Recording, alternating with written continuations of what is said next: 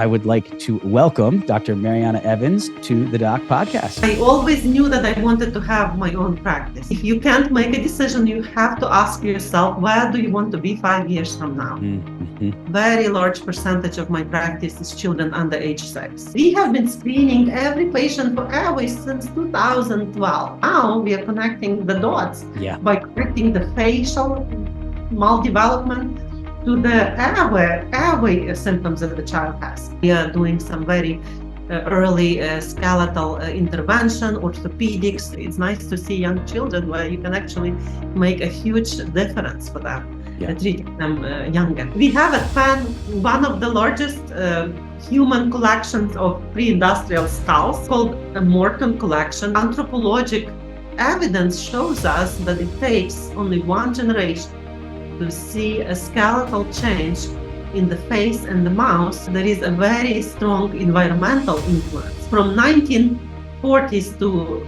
1980s, we have an incredible rise in malocclusion, in crowding in the primary dentition. You know that if we have crowding in the primary, it's going to be crowding in the permanent dentition. How many people are actually reading the literature after they graduate from their residency? Go and educate yourself. There is literature on this. The literature that you read in residency, it's so outdated and so selected. The moment you stop reading, the moment you start dying as an orthodontist. The way I practice is very far from what I learned in residency. Today, we have the tools to expand these skeletal services to much younger children. If you don't do it, then somebody else that is smarter than you is going to do it. Parents are going to demand it. Here's what happens to the orthodontic profession.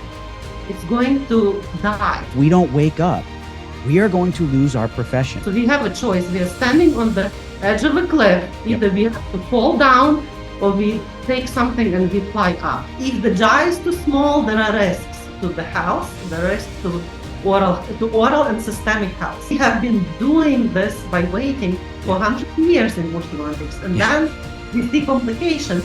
We are not growing wide, and we are not growing forward enough, and we are growing too far down. You can actually have the compounding positive impact on people's life when the teeth are straight and they function right, and the patient can breathe.